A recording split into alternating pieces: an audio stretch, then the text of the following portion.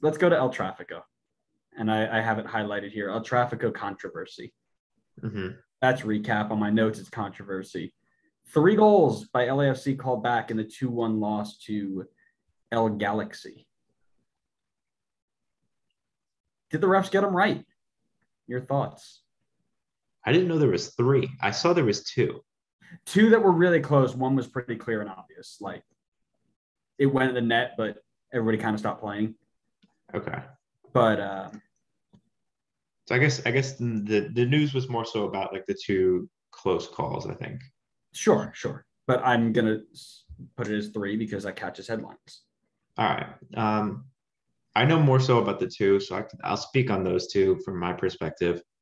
So I believe I'm trying to remember who it was exactly. There was one play where they crossed it. I don't believe it was I think Vela had one where they called him offside. I don't think this is the one I'm talking about. This is the one where I think it hits, I forget whose leg, and then it falls to like Blessing. Mamadou.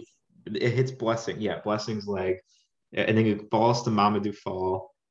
And then I think the goalkeeper saves it and it falls to Blessing and he puts it in, or Opoku, one of the 2. Blessing. It was Blessing. Blessing Scored. Yep. Blessing scored. I believe Pro put out a tweet where they released the audio of the VAR referees talking through it. Did they really? I need They to find did. that. Yeah. You could look it up while I keep explaining it. And honestly, it was really cool to have them put that out because it really helped. Yeah, it really helped to clear up that goal a lot. I think honestly, LAFC fans, even after that, were just complaining for the sake of complaining because they lost the game. But from everything they said, it made sense. I mean, there were 2 instances during that play where someone was offside for LAFC. So there was really, I mean, I don't see any way in which you can argue that they get the goal for that one.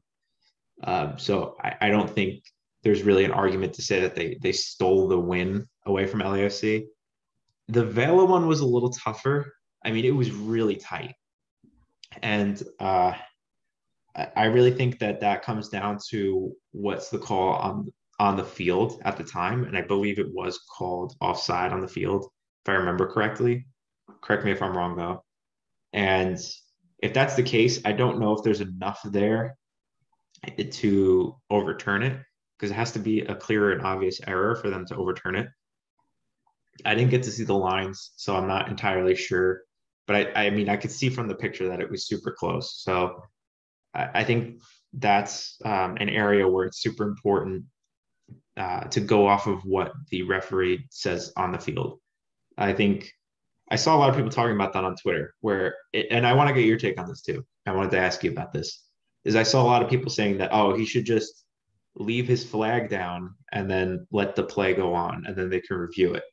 But I think if you tell referees to do that, then you're there's a lot of these cases where it comes down to, oh, we don't have enough to overturn the call on the field. But it's like in the ref's head, it could have been like, hey, I think this is offside, but I'm going to leave my flag down because that's what I was told to do. So then I feel like you're giving an advantage away from what the actual referee thinks. So I'm kind of curious to hear what you think on this. Like, do you think the refs should leave their flags down in that situation, or do you think they should still call it how they believe they saw it? I am always in the camp, the thought camp of referees making the decisions that they see and being proven wrong. Don't allow things to happen and then hope you get bailed out. Make the decision based off of your training and go from there. I've been doing this now basically the last 4 or 5 weeks. I've been refereeing, and when you don't have VAR, you don't get the choice of, oh, maybe somebody will say you have to make your decision. Mm-hmm. Your instincts are usually pretty good on what you see. Make your call, and if you have to be proven wrong, then you're proven wrong, and that's okay. But if you don't get bailed out, then you might have missed a game-changing decision. And that's what it's there for. VAR is there to find the clear and obvious. But let's talk about what clear and obvious is. That first Carlos Vela goal where he climbed up over all the defenders and nodded the ball home to go level, that's not clear and obvious, right? If the referee sees that as level, VAR shouldn't step in and make that change. That's just the way it is. Is that what they called on the field? Did they call it onside? They called it off. No, they called it a goal and then brought it back for offside.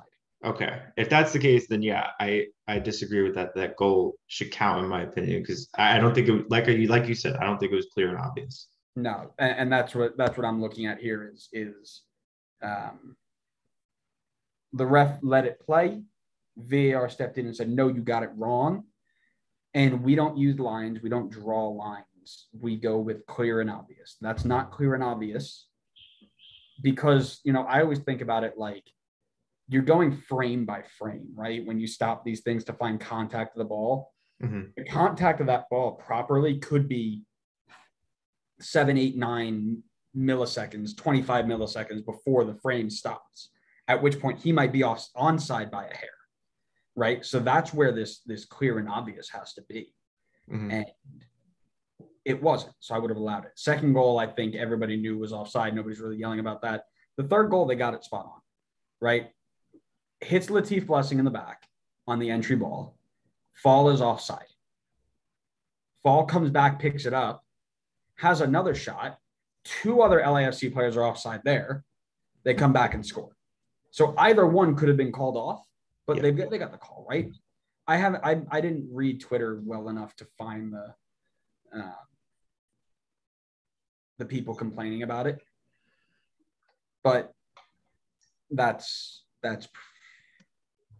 I don't understand how you can sit there and complain about it, except for the fact that you got beat for a 6th time, or let me rephrase that you failed to win for the 11th time in 14 matches against your rival. And that takes me to my next question. Is this even a rivalry? LA Galaxy 6-5-3 all-time against LAFC, unbeaten in 11 of 14 matchups against LAFC. I still think it's a rivalry. And in my opinion, it's one of the best in the league so far. I feel like every single one of their games is always super interesting. It's a super tight game. And honestly, in my opinion, it doesn't matter if Galaxy win every single game. If it's tight and it's close in like every single competition that they play in, I think that's what makes a rivalry so great. Obviously, it's not really much of a rivalry when you blow out your opponent every time. Like when Atlanta and Orlando were first starting to like build their rivalry. I mean, I'd consider it a rivalry. I know some people don't, but when they were first starting, I mean, Atlanta was beating them every single time. And then when that was the case, it's not, the rivalry isn't as intense. It's not as fun. So I get your question. Like LA Galaxy have clearly been the better team of the rivalry, but I still feel like the games are super close and they're competitive. And these teams have a bunch of like exciting, high reputation players. So I still think the rivalry is a ton of fun, and this game exhibits that exactly. So to be fair, these games aren't usually really close. Really? It feels like they are. 2019 MLS Cup playoffs 5-3 LAFC. 2020 6-2. 6-2 in one game? Yeah. Oh my. LA Galaxy beats them 3-0 on September 6, 2020. Then things get a little bit closer, a few more ties and high-scoring affairs. But for a while, it wasn't very close. But here's the deal. I agree with you. I think this whole idea of like, oh, it's not competitive, it's not a rivalry is stupid, right? You are geographic rivals. It doesn't matter if you're good, bad, or indifferent. Now, to your note, the Atlanta-Orlando thing, Red Bull Philly, games that, okay, maybe I don't really like you, but it's not the same atmosphere as if I'm going over to the baseball stadium, right? Or if LAFC are going into the Galaxy Stadium, right? Or Portland goes to play Seattle, right? Or Montreal plays TFC, right? These are the games where you're like, okay, I can't wait to watch that. Now, I don't care about competition because they're both top flight teams, right? Until MLS goes pro rel and one team gets relegated and they only play each other in preseason, rivalry dies. But until that point, that's always going to be a rivalry. This is just a silly take. I hate when people do that. Like, oh, you haven't won in the last 4 games. This isn't even a rivalry. Quiet down. This is the only game you get up for every year. Stop it. Yeah, I think one other thing to note is I think you did miss a few games, by the way, from looking back at this. Um, I think you started with the 5-3 game, but there were a bunch before that. There was a 3-3 tie, 3-2. No, I know. I just meant recently. There were a lot of 2-0, 3-0, 4 goals difference. Like I said, it started off close, big gap, then got close again. Yeah, but one thing, every single one of these games always has goals. I mean, the lowest total goals that they've had in a matchup has been 2, which is crazy. I mean, these guys are constantly scoring. That's what I think makes the game so exciting is they clearly just don't really care about defense and only go against each other to score the most goals. But hey, that's great for us as a third party fan.